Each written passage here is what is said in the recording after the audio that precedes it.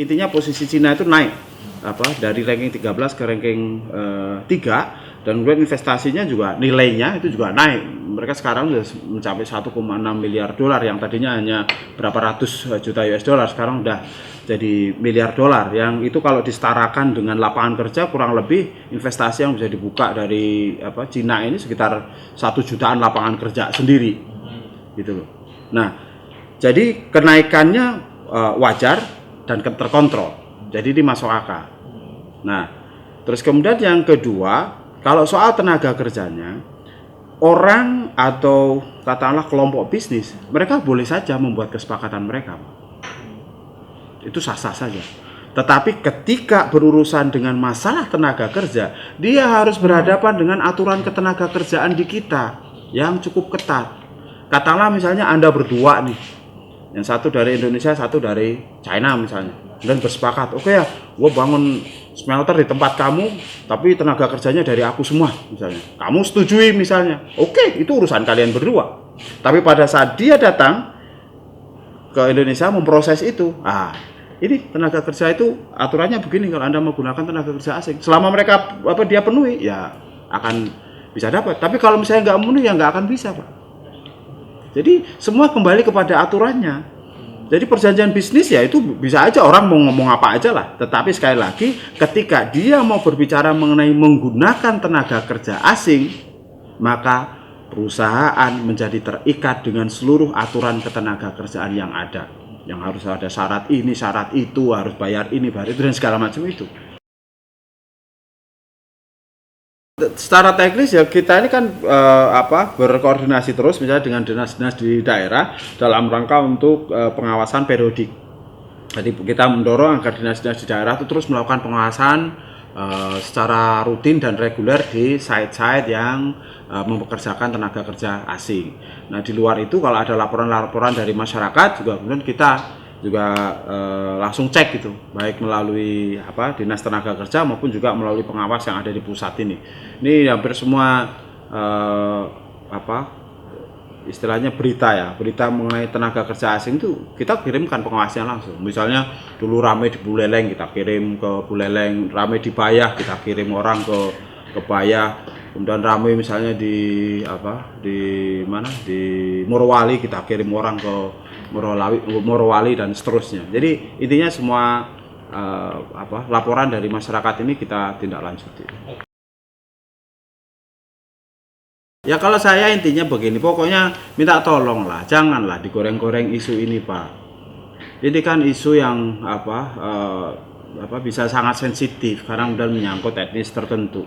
Di Indonesia ini bahan bakar konflik itu 3 yang saya lihat rawan. 1 soal agama, ya kan. 2 kemudian soal etnis terutama Cina. Yang ketiga soal komunis. Nah ini kan digoreng-goreng terus kan. Janganlah masyarakat kita ini diadu domba terus. Saya melihat ada kecenderungan kayak di sosmed itu, kayak adu domba, pemerintah diadu domba dengan rakyatnya, lalu kemudian tenaga kerja lokal diadu domba dengan tenaga kerja asing, pribumi diadu domba dengan Cina, dan seterusnya. Bahkan NU juga jadi korban tuh, ya kan? Kiainya diadu domba misalnya dengan umatnya, ya kan?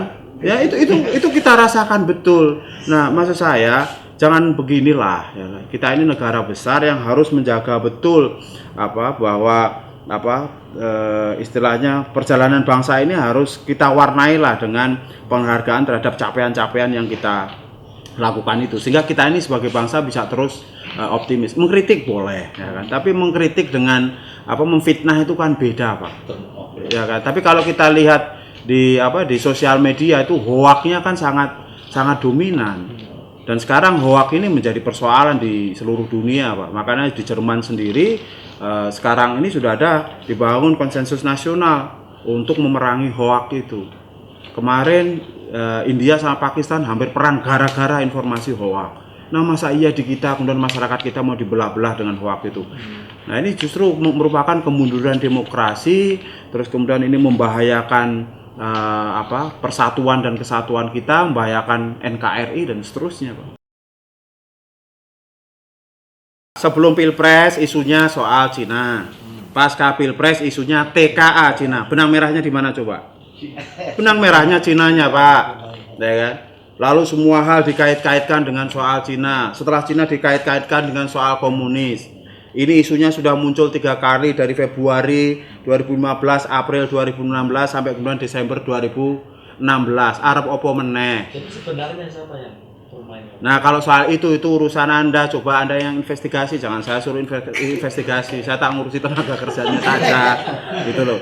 Tapi ya saya menghimbau saja. Ayolah, maksudnya isu ini kita dudukkan secara benar. Jangan sampai misalnya ini fakta-fakta yang ada yang sebenarnya misalnya kecil dibesar-besarkan, fakta yang sederhana dibuat ruwet. Dan itu kelihatan, Pak. Misalnya ada cerita begini, yang itu diolah-olah, ditaruh di media abal-abal atau diviralkan gitu. Ceritanya begini, gua lagi di bandara nih, gua lihat ada puluhan orang Cina di sini. Itu bro, badannya kekar-kekar. Gila, Indonesia dikepung Cina bro, kayaknya tentara lagi. Nah, cerita-cerita begitu Pak, kelihatannya kan ada saksi mata, personal begitu. Itu dimakan orang. Sementara kita tahu tingkat literasi kita ini sangat rendah Pak. Kita ini ranking 60 dari 61 negara. Itu kalau angka literasi. Jadi kita ini malas baca tapi rajin share. Yang di masa di Sumut misalnya grup musik ya, yang kebetulan isinya orang China, dia pakai seragam tentara, dianggap kemudian orang Cina. Ya Allah. Saya nggak mau berspekulasi lah. Saya nggak mau berspekulasi terlalu jauh ya soal itu. Yang penting pokoknya pemerintah ini sudah menjelaskan. Poinnya adalah bahwa kita punya skema pengendalian yang jelas. Kita punya skema pengawasan yang jelas. Dari segi jumlah kita ini masih sangat kecil dan terkontrol. Oleh karenanya jangan terlalu khawatir, jangan terlalu dibesar-besarkan, apalagi dibungkus pakai data hoax, ya kan?